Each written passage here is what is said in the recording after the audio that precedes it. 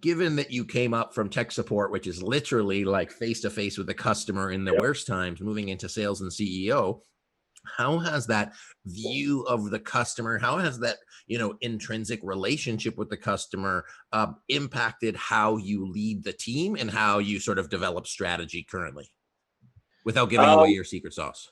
Yeah, I won't give away. I'll just give a few of the ingredients there. First off, you recognize how hard it is. You recognize how hard it is, how every customer that comes in the door, you don't want to lose them.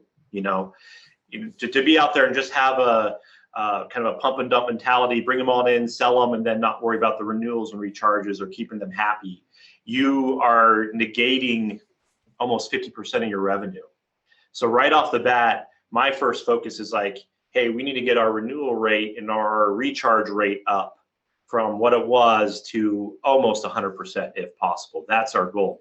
If we're at that high 90% range, we could, then everything that comes into the bucket isn't going out the bottom of the bucket as well. So that was my first focus, was like, okay, we got to take care of our customers, make sure they're happy. And then after that, anything that comes in, we know they're being taken care of. So I helped shore that up. We made some really good hires here that are just, spot on the AM side. And they build those strong relationships and kind of fix, customers leave for any issue. It could be, compatibility, it could be technical, it could be a personality conflict.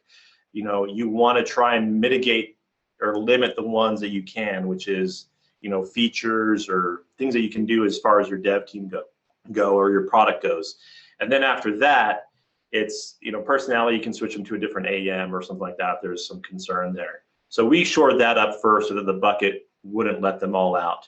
Now, on the CEO side, it's okay, we're going to grow. I want to grow. Everyone wants to grow.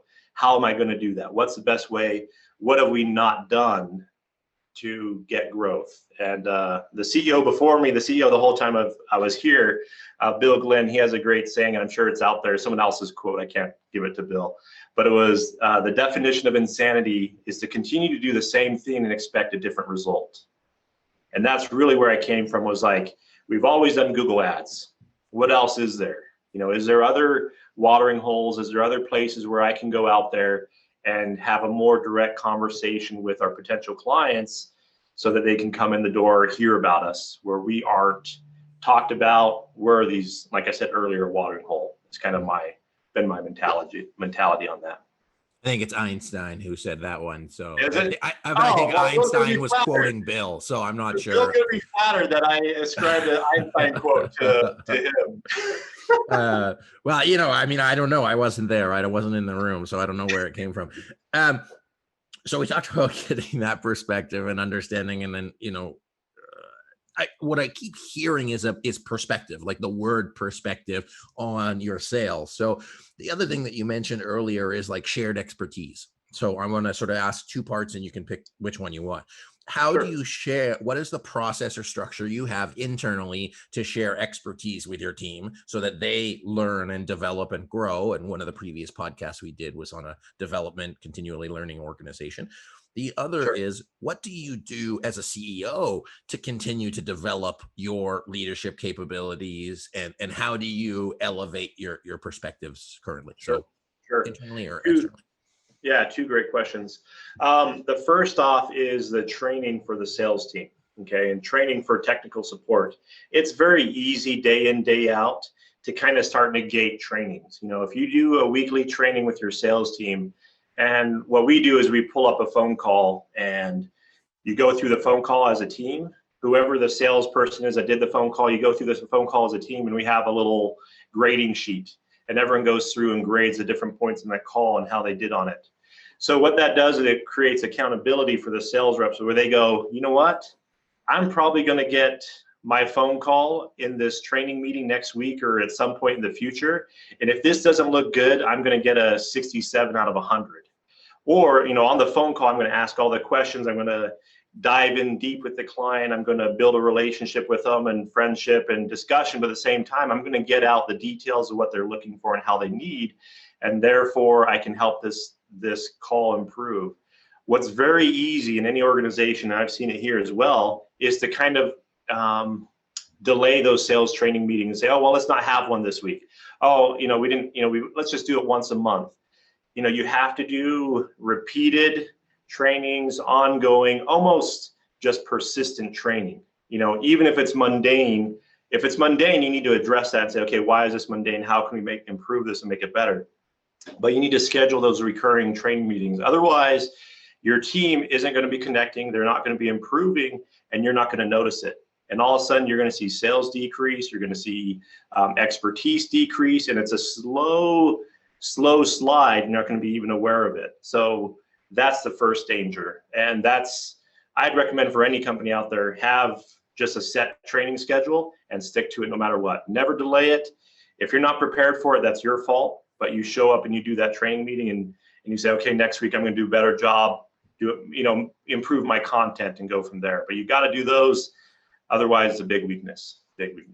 Got it. And so what I heard out of that is the accountability is a helpful piece that you've looked to, like putting that structure in place, and then also having a checklist and a process. We just talked to Chris Ronzio from Trainual, and that's his whole life is checklist process, so that everybody has a kind of scorecard that they can measure against each other, and then that you actually have something that you can train against. Anything else you want to add about that? No, sales reps love it. They love, this is when you have a true sales rep, is they love the competition.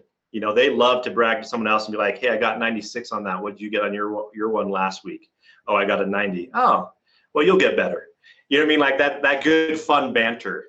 Sales reps love that. I think some organizations may shy away from scorecards and things like that. I think you're missing the opportunity for your sales reps to really engage and have fun with it as well. Yeah. And I would say it probably speaks to, their culture, but I find salespeople like to win. Like, in addition to being competitive, they want to know the parameters for which winning exists. And because if they can't win, what the hell are they doing? Because that's what motivates them to be successful. And some people don't like that. So have you had any challenges with that, with people who do not like to have accountability? Like, they do not like to be measured against finite things. They just sort of like, Of course. Yeah. I mean, we've had sales reps express concerns and things like that. And we talked to them about it and just kind of, lay it out saying, hey, this isn't, we're not going to mock you for your score. We're not going to let you go because you got a 50. That's not the purpose of the scorecard. The scorecard is to hear feedback from your peers on how you did on a phone call. And not every phone call is the same. You're going to have a 50 phone call. That's out there. You're going to have a 100 phone call. Those phone calls are out there, and it's going to come apparent, and it may be embarrassing for other people to hear it. But at the same time, the purpose for us to do this is to improve it, because we want to improve sales for the company. We want to improve where we're going. If you want to be a part of that, this is how we're going to get there. We want you, and if it becomes obtrusive, if it becomes offensive, then let me know. If it becomes